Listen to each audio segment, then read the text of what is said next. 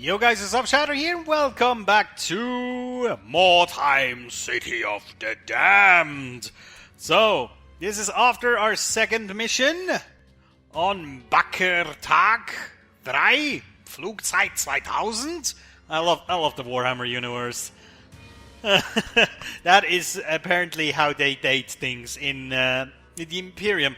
Oh well. So we haven't advanced the day yet. As you can see, we cannot attempt another mission because it's still on the same day. Now, the thing is, we have this guy, Lurksin Tailclaw, that is out of action for 2 days because of a critical hit. Now, we can skip this day because we can't do a mission anymore, so we'll go to tomorrow. And then I want to check something real quick. So we'll just go to next day. Actually, let me just think about this real quick. Because, in theory, if tomorrow there is a good mission that I really want to do, I might hire another henchman and just go for it.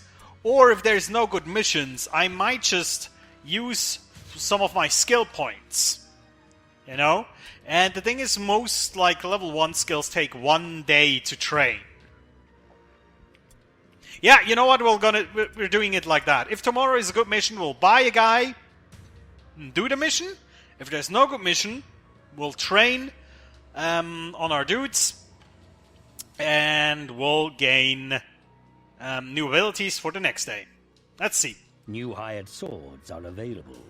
Oh, we cannot even... Ah, right. We cannot even check the campaign if we don't have enough dudes. Sorry. That was... my throat today, Jesus. It's like the second video I'm recording, so that's why I'm a bit... throaty sometimes. Okay. Right, so I guess we'll learn some skills. Now, there's 2 skills in this game, active and passive. And these then... split into the different skill categories that you have here. So you have toughness skills, strength, agility, leadership skills, intelligence, alertness, melee, ranged, accuracy skills, and every unit has its own like racial skills. So the Skavens all have one. I think the Gutter Runners have their separate ones because they're not official Skavens, because they can be hired by everyone. So yeah, we can see he already has one skill. This is Defensive Breach. Attack bypass 10% of target's dodge and parry chance, so that we already have with this guy. So what we can do, we can either learn one of the active skills. So these are the ones that you use on the battlefield, you choose to use. For example, Swift Charge is one I like a lot. It is a charge attack that has a 10% plus chance to hit and plus 25% damage, bypasses 50% of target's dodge and parry chance, which goes quite well with his passive, and target may counterattack with a minus 10 chance to hit. Charge distance is based on movement. And then there is Mighty Charge, which deals a lot more damage, but it is 30% less chance to hit. So that is, for example, or on the passive side, what I really like with the Skavens is Swarm. That is a pretty interesting skill. It allows you to have bonuses whenever another ally is engaged with the same target. Then we get plus 5% melee hit and plus 5% melee critical hit chance. Sadly, it doesn't stack, but it's pretty nice, because with Skavens you always kind of look for, well, with most warbands, but with Skaven especially, you're looking for these 2v1 situations, you know? What else do we have? Art of Silent Death. Increase critical hit chance by 5% when using dagger or fighting claws, which I don't. I like the blades. You know what? We're gonna go for Swift Charge. I really like Swift Charge. So we're gonna go there. Let's see. He also gets some skills. Now, he has his own... Yeah, he has his own skills. So Warp Rush. After gathering a Wordstone, initiative increased by 10 for 2 turns. Not stackable. Or when receiving damage, initiative increased by 5 for 2 turns. And then these are... there's like some requirements for some of these skills. So... what shall we give him? There's a few interesting ones I guess we could give him, but... You know what? For now we'll leave this guy, because You know, skill training does not only cost skill points, it also costs gold. So I don't want to spend too much gold yet. So let's skip this day. Which means we still have 11 days to collect. How much wordstone was it? We'll see. So, Hif Stab has learned Swift Charge. Lerxin Tail Claw has recovered from the light wound. And the other twos are still regenerating. But yeah. New mission. That is the story mission. That will stay with us until we make it. So we can do this at our leisure. Mission is available. Duck Wallopers. See, right now it says deadly because our warband rating is way below 700. So we have 11 more days for 75. We have 20 already. That is 55. That means about 5 a day we need. Actually, that's pretty much bang on. 5 a day. Just like your fruit and vegetables. 5 wordstone a day, people. Okay. Oh, okay. So now we get the these kind of missions, right? So you saw until now we had normal missions only. Now here we have brutal, deadly, and hard. Now obviously the campaign mission has a set rating, but with these here, what it does in general, it takes your warband rating, and when you play on hard, the enemy has a similar warband rating, but they get certain bonuses. You know, for example, they get like plus 10% damage, plus 10% hit points. So they're just getting buffed overall. If you go in, I think they're very specific numbers for hard, brutal, and deadly. So we could attempt this mission. We just have to be very careful. Or we could try to send extra scouts to find more missions. Let's try this. So another hard mission, but with way better wordstone. And it's a cache. I like cache quite a lot, actually. Either we're tightly deployed around a wagon against 3 strike teams, or we can choose the strike teams ourselves. You know what? We'll go for the cache. We'll try it. We'll try it and hope that we can actually beat the enemies here. Cache of equipment in the area. With this information, you are able to beat them to the location. So, it's us that is deployed in 3 strike teams. A new round has started. Let's see if we can get a grasp of the situation. So, we have here a strike position. Oh, I clicked on... Oh, that's stupid. At the beginning of a mission, you can either click on deploy and launch it, deploy, or just launch. And if you click on launch, it deploys your guys, not randomly, I think, but it auto-deploys them. It's kind of unfortunate. But yeah, I believe the enemy is around here. And it is Grimblade. Oh, well, the symbol, that is mercenaries. Okay, so it's humans. Well, pretty much all other enemies are humans, except of the undead. But yeah. I think what we would like to do, if I see this correctly, then this is like an elevated position, which could be good if we can hold it. Other good positions are bridge, stairs. There's another stair over here, but this guy's a bit far away. Also, there's like bridges here. This one is collapsed though, so he won't be able to get over here. Oh, it's kind of annoying. He might have quite a hard time to join with our guys. I think we'll just try to hold out around here, meaning our assassin adept will try to move over here while these guys set themselves up on this bridge here. And then we can try to climb up here if this is possible and gather some weirdstone. And he might gather some weirdstone as well underway. So mighty. Okay. Right. Let's try this. There's also some equipment that we might want to pillage if we can. Might be good equipment. Ooh, sword, amulet, and helmet. Not shabby. Not too shabby. Might even want to leave the weirdstone behind, depending on what it is. We'll just walk around here a little bit, try to find the weird... Oh, it's a cluster. That's annoying, and I just misclicked a bit. Oh, well. That might actually change my opinion. I might want to get my guys over here. Because a cluster is worth 15 wyrdstone. That's quite a lot. That is basically our quota times 3 that we calculated. Which would allow us to have some free days, you know? Alright. Let's see. Oh yeah, I can totally walk with him over there. Oh, also, just from experience, never walk over these boards, the ones with these weird symbols on them. They're generally traps. Not always, but they are generally. Also, these fleshy mutations, most of the time, traps. There's like a few like objects in the game that can be traps if you walk too close. And they're always kind of the same. So once you have this eye, you know, for what can be a trap. For example, that stuff on the wall there with the eye. I think that could be a trap too. So you have to be really, really careful where you walk. But generally, with time, you will get the experience to, you know, be able to say what could be a trap and what not. I don't want to go too close to the other guy's deployment point. I think I will just in general toss a gas grenade over there, just to, you know, be annoying. And then,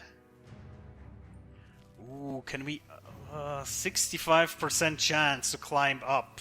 Would be kind of cool. Let's go down this alley and see if there's. Oh yeah, these things as well. These are the ones most of the time, I never spot them.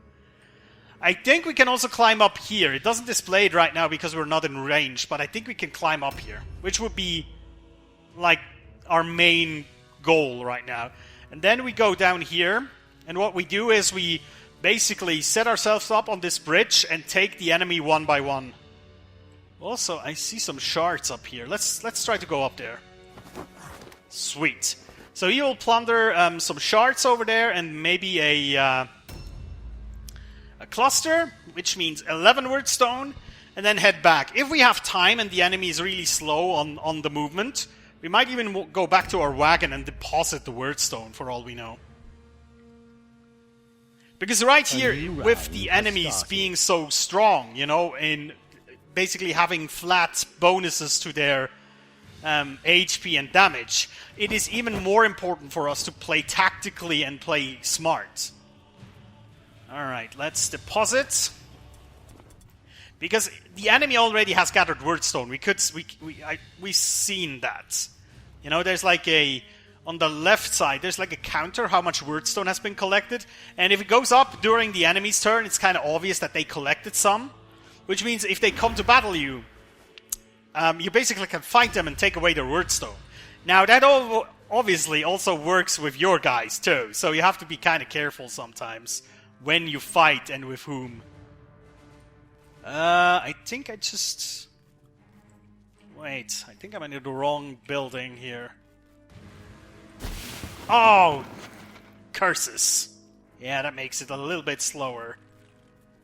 Oh well, we can at least get to the cluster. That's the most important. Bam! Wyrdstone cluster. If we can secure that, I'm happy. All the warband can die at this point. I'm gonna be happy. Seriously. A Wyrdstone cluster is at least worth like 3 of my henchmen. At least. That's kind of the mentality you have to have in this game. That Wyrdstone is top priority. Life of your crew, low. Very low. If you can secure like 30, 40 wyrdstones and your whole team dies, that's a success. You have won. It doesn't say it on the screen, but you have won this round. For sure. Because you can get so much money out of that you can hire yourself a whole new warband. You know what I mean? So, and the game officially is only game over if you run out of everything and you cannot do anything anymore. You know, if you cannot hire new people, if you don't have any more time to deliver your wyrdstone, that's the game over states. So it's not like, oh, if you die, if your team dies, it's game over. No. That's not how it works. Right, so we climb up here. The question is, do we want to loot? I have kind of no idea how far these guys are away from me. We haven't seen them yet, so... Sword amulet. Okay. Not terrible, not good either. Then we generally want to walk over here, and as always with the Poison Wind Globadier, always spam these at the end of the round if you can. Unless you really want to overwatch, but seriously, the Poison Wind Globes are most of the time better. I'm already looking forward to when this guy gets an offensive point and can spam 2 of these per round. Because then it will begin to become silly. You can believe me. There we go. Warp Rage and a Warp Effect. Oh yeah, the Clan Rats have like a special ability called Warp Rage. Meaning whenever they gather Warp Stone, they get a buff that increases their movement range by 3 meters.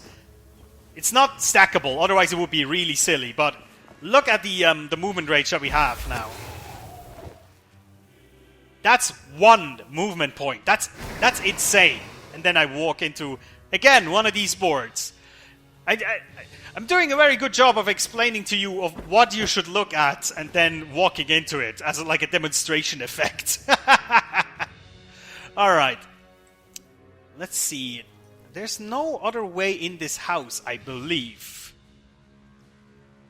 Because it's kind of important for us to check if there's like alternative routes to our position here. So back here, they cannot go back behind this house. That doesn't work. They can either go over the bridge, or they climb up here, jump down here, or they go over this bridge and come back around down the stairs, or they go up here, move all the way over here and come down here. Or down the stairs. So, I think we're quite well defended here. Also, the enemy is gathering up all that weird stone, which leaves me to believe that they're about here and here right now. I'm pretty sure they will show up very soon. Because right now, you can see 12 out of 18 Wyrdstone has been secured already. That's a lot. They must be very close. So we need our Poison Wind Globadier here ASAP. Started. Okay, let's actually go into ambush mode here. The thing is, you want to ambush them as soon as they come off the bridge, not before. Otherwise, you will kind of restrict yourself only to one attacker as well. You want to catch them right as they come off the bridge, because then they block everything that's behind them, and you can attack them with 2 or 3 people at the same time. Now, against mercenaries, it's a bit critical, because mercenaries are pretty good at shooting. They can use almost all ranged weapons, like guns and bows. Oh, we have spotted someone. As I suspected. So there's a ranged henchman. I'm not quite sure what they called. I think it's a bowman, something like that. Very basic. But yeah, these can later, when they get some skills, they can become very deadly enemies, so you have to be careful. Also, lay down some poison already. And also what you want to do sometimes is to stand right on these points here. Because what that does is, it generally blocks the enemy from being able to use that access point. Also, I want to check 100%. Yeah, there is no way they can enter this building from the other side. Right? Yeah, okay, there might be a way from, like, above, but I think we're fine. So I'll also kind of hide behind here, just in case they start shooting or something.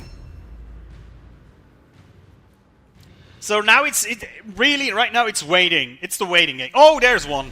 Oh, nice! And he stands there like an oaf. Beautiful. Which means we can pretty much run forward with the Poison Wind Globadier and spam poison globes at him. Perfect. And also next turn the Warp Guard will be in place. Just, like right on time. Is he already standing in the Poison Globe? Kind of interesting. I don't think it did him any damage. Oh yeah, by the way, we can already see how much bonuses they get. Let me check. There we go. The upper buff that they have, difficulty hard. plus 20% on wounds. Reward scattered on winning, plus 5%. I think that's bonus for me, rather. Let's see, what else is there? There's something else. I think it's more damage, too. Oh yeah, plus 15% damage of all type. So they generally will deal more damage, which in certain situations means that they might one-shot your guys. Kind of annoying, but you have to deal with that fact. It's the only way the AI can actually have any sort of chance against a really good warband, by just having better stats. Because, believe me, the AI sometimes is really, really dumb. Also, we've just spotted a second bowman, I think. Oh yeah.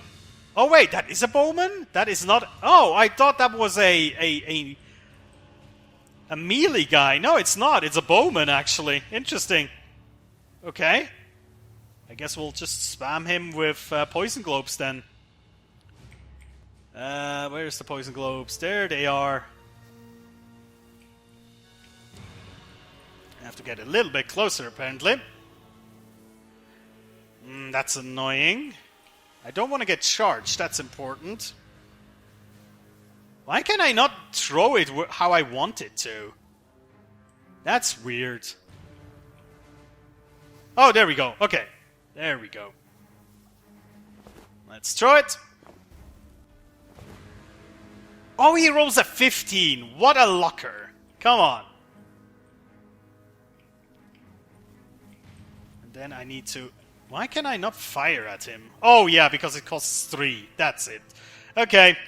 Let's just hope that if he walks through the poison, he will actually get some more stacks on him. Now, with him, I will delay the turn, which should allow me to let my assassin adept charge, and then he will charge in as well. Ooh, there is the leader. And he gathers some weird stone or equipment. Cannot really see it. Yeah, that's the leader. The mercenary leader. Let's see. Ooh, minus 17. Very good. Oh, and he blocks the bridge.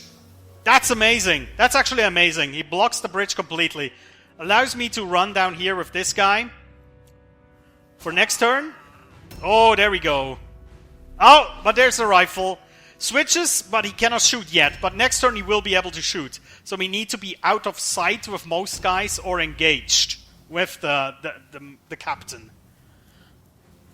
We might even swift charge the captain at this point.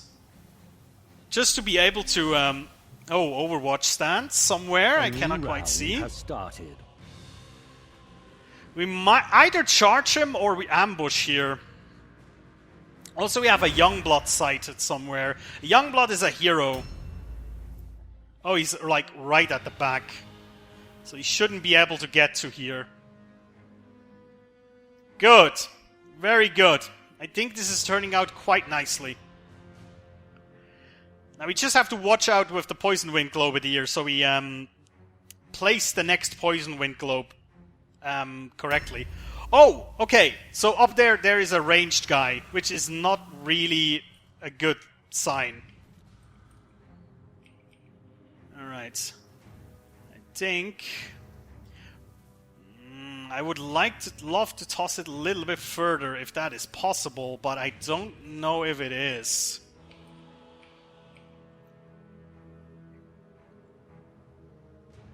Might be the best that we get here. Let's go. Oh, come on! They roll so good today with their poison resist rolls. That's insane. Delay turn. And delay turn.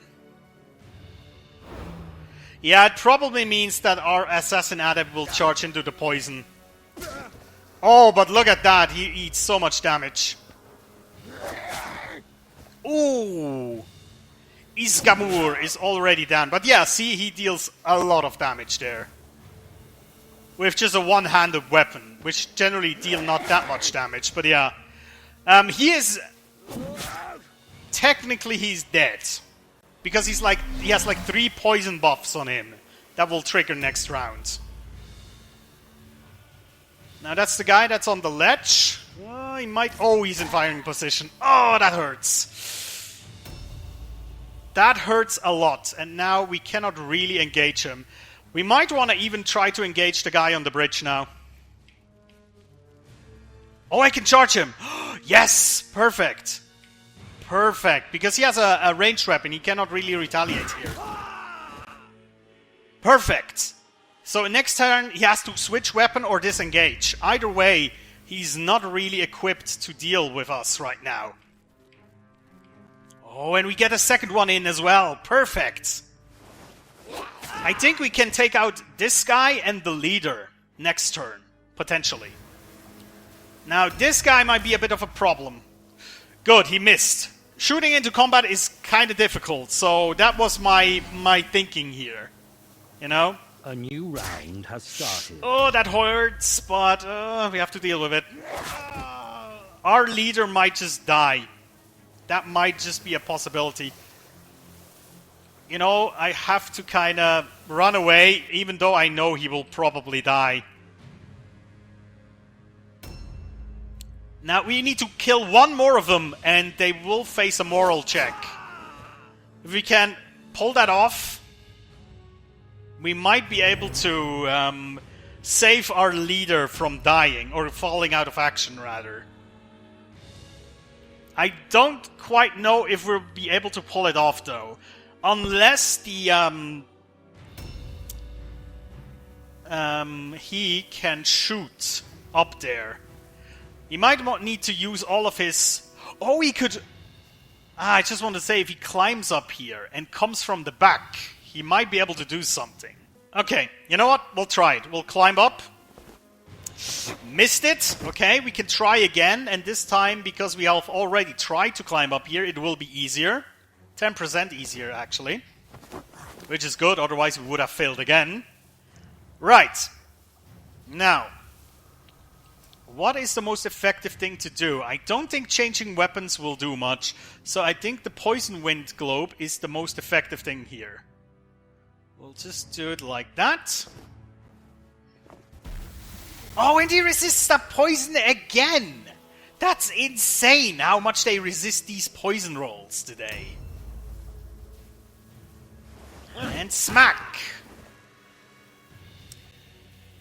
Yeah, okay, so my leader might get KO'd here. Unless I'm really lucking. There's a poison... Oh, he makes his all-alone check. That was the only other thing that could have worked in my favor. If he fails the all-alone and then runs away and gets hit by those two. So yeah, we will see my leader fall to poison here. But... again, I still think this is worth it. Right now. Overwatch stance over there. That is annoying, but I think... a new round has started. Woo! I know! One of the most manliest noises you have heard today, but Jesus Christ, I'm not gonna move. Oh, if the young blob finds me, I'm gonna be annoyed. The AI sometimes has magical capabilities when it comes to finding your wounded. Oh my god, we might be able to pull this off. Look at these rolls. Come on. That's why I love this game. Even though it pisses me off every once in a while. There he goes down. Finally. Let's see. Oh, he has a shard. Beautiful. We'll not loot the handgun because we cannot really do anything with it. And then we'll try to reposition here. I need to see where the other guys are. Cannot see anybody.